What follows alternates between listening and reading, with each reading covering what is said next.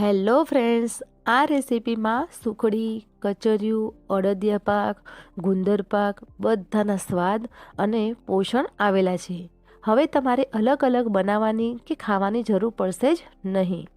બધી જ વસ્તુ આમાં મેં નાખેલી છે અને તમારા શરીરને ખૂબ જ તાકાતવર બનાવશે. વિડીયોને લાસ્ટ સુધી જોશો તો તમને ખ્યાલ આવશે. વિડીયો થોડી ઘણી પણ પસંદ આવે તો પ્લીઝ લાઇક, શેર, સબસ્ક્રાઈબ કર્યા વગર જતા નહીં. ચલો લે સ્ટાર્ટ. સૌ પ્રથમ તો અહીં આપણે 100 થી 200 ગ્રામ જેટલી મેથી દાણા લેવાના છે. મેથી એ આપણા બોડી માટે તમને ખ્યાલ જ છે કે જેને વાહ આવતો હોય, જેને શરીર અથવા તો આખું બોડી દુખતી હોય તો તે માટે મેથી ખૂબ જ સારી છે અને ડાયાબિટીસના પેશન્ટને તો મેથી ખૂબ જ સારી છે. તો બસ આ 200 થી 250 ગ્રામ મેથી તમારે લેવાની છે. આમાં સહેજ પણ તમને કડવું નહીં લાગે, તે તમે વિડીયોને લાસ્ટ સુધી જોશો તો તમને ખ્યાલ આવી જ જશે. હવે મેથીને થોડી ઘણી આવી રીતે જો ચાળી લેવાની છે, જેથી કરીને કંઈક નાનું કંઈક કચરો હોય તો ઇઝીથી સાફ થઈ જાય, અથવા તો તમારે કપડું હોય તો કપડાથી તમારે લૂછી લેવાની છે. હવે તેને આપણે ખાલી ગરમ જ કરવાની છે, શેકવાની નથી. કેમ કે તેમાં થોડું ઘણું મોઇસ્ચર રહી ગયેલું હોય તો નીકળી જાય. તો બસ એક જ જો થોડી ઘણી ગરમ થઈ ગઈ છે એટલે આપણે તેને સાઈડમાં કાઢી લઈશું. ઠંડી કરી લેવાની છે, તેનો આપણે ફાઇન પાવડર બનાવવાનો છે. પહેલાં તો તેને ઠંડી થઈ જશે એટલે સરસ મજાનો પાવડર બની જશે. ત્યાં સુધી હવે બીજી પ્રોસેસ કરી લઈએ. અહીં મેં ગુંદ 200-250 ગ્રામ જેટલો મેં લીધો છે.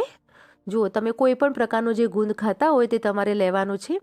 આ રેસીપીમાં બધી જ રેસીપી 3 થી 4 રેસીપી ભેગી થવાની છે. જુઓ, ગુંદને હવે સારી રીતે મેં સાફ કરી લીધો છે. તેને મિક્સર જારમાં મેં ટ્રાન્સફર કરી લીધો છે. તેનો પણ આપણે પાવડર બનાવી લેવાનો છે. તો ગુંદને કેવું હોય છે કે મોસ્ટ ઓફ બધા ઘીમાં તળી લેતા હોય છે, પરંતુ તે ગુંદ કંઈ જ કામનો હોતો નથી. એકદમ પોચો અને પાપડ જેવો થઈ જતો હોય છે. પરંતુ તેને જો આવી રીતે મિક્સર જારમાં તમે ફાઇન પાવડર બનાવી લેશો અને પછી તેને સારી રીતે ઘી ગરમ કરીને અને તેમાં પલાળી રાખશો તો તે ગુંદ જેટલું ફૂલવાનો હોય તેટલું ઘી છે તે પી જશે અને સરસ મજાનું તે તમને બોડીમાં પણ પોષણ આપશે. તો ગુંદ જ્યારે તમારે ખાવાનો હોય ત્યારે તમારે ઘીમાં તળવાનો નથી. આ રીતે તમે ગુંદ બાંધશો તો સરસ રીતે તમારે બંધાશે પણ ખરો અને ગુણ પણ આપશે. જો આવી રીતે મેં 1 કપ જેટલું ઘી ગરમ કર્યું છે તો તેને મેં આવી રીતે ગુંદને આવી રીતે પલાળી દીધો છે. તો આ બંને વસ્તુઓ પહેલાં તમારે કરવાની છે. પહેલાં તો ઘીમાં તમારે આવી રીતે ગુંદ પલાળવાનો છે અને પછી આ મેથી છે તેને શેકીને તેને ઠંડી કરીને તેનો પાવડર બનાવવાનો છે. ગુંદમાં જો તમારે આ રીતે પલાળવા માટે તમે ટાઈમ હોય તો તમે ઓવરનાઇટ પણ તમે પલાળી શકો છો. પહેલાંના જમાના લોકો આ રીતે બનાવતા હતા. જે જૂના તમારા ઘરમાં વડીલ હોય તો તમે તેને પૂછી શકો છો, આ રીતે ગુંદ બાંધતા હતા. તો હવે આ ગુંદ સરસ રીતે પલળી ગયો છે તો હું તેને અડધો કલાક જેટલો રેસ્ટ આપીશ.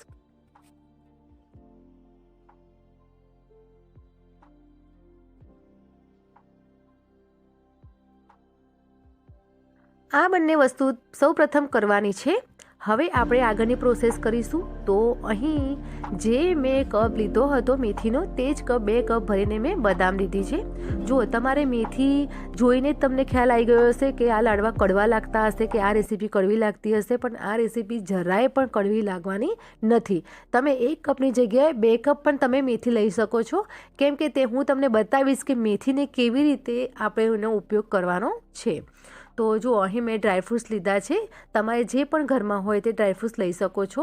અહીં મેં 1 નાનો કપ ભરીને મેં તળેલા ગુંદ લીધો છે અને થોડા ટુકડા મેં ટોપરાના લીધા છે. જો તમે ટોપરું વધારે પ્રિફર કરતા હોય તો તમે લઈ શકો છો, પરંતુ ટોપરું મને ઓછું ગમે છે, જેથી કરીને મેં તાજું જ નાળિયેર લીધું છે. તેના 5-7 ટુકડા મેં લીધા છે. 1 કપ ભરીને મેં તલ લીધા છે. અહીં તમને બતાવું છું સૂંઠનો પાવડર. તો અહીં સૂંઠનો પાવડર મેં 100 ગ્રામ લીધો છે તો હું 50 ગ્રામ લઈશ. તો સૂંઠ અને ગંઠોડા એ આપણી બોડીને ગરમ રાખે છે અને તમારે આમાં કોઈ જ બધી બહારની કોઈ વસ્તુ ખાવાની જરૂર નહીં રહે. અહીં પણ હું 50 ગ્રામ જેટલું સૂંઠનો પાવડર લઈશ. જો આ છે ગંઠોડાનો પાવડર મને ન મળ્યો, જેથી કરીને હું ડ્રાય જ લાવી છું. તો હવે તે પણ મેં 50 ગ્રામ જ મેં લીધા છે. વાળ અને સ્કિનને સારી રાખે તે માટે અહીં મેં 2 સીડ્સ લીધા છે. પમ્પકિન સીડ્સ અને સૂર્યમુખી સીડ્સ લીધા છે. બંને હું મિક્સ કરીને લઉં છું. અહીં બધા ડ્રાયફ્રૂટ્સમાં ઓઇલ હોય જ છે, તો ઘીનું પ્રમાણ આપણે ઓછું લેવાનું છે. અને અહીં મેં 1 થી 1.5 કિલો મેં ગોળ લીધો છે, કારણ કે આ બધું ડ્રાયફ્રૂટ્સ આપણે 2 કપ લીધા છે, 1 કપ લીધા છે, તો 2 કિલો જેવું તો થઈ જ જશે તેનો પાવડર. અહીં આપણે મેથી જે છે ઠંડી થઈ ગઈ છે અને તેનો મેં પાવડર બનાવી દીધો છે. જો આ રીતનો પાવડર બનાવવાનો છે. હવે મેથીમાં આપણે એડ કરવાનું છે દૂધ એડ કરવાનું છે. અહીં આપણે 200 થી 250 ગ્રામ મેથી લીધી છે, તો સામે એટલું જ આપણે દૂધ લેવાનું છે. તો મેથીની જે કડવા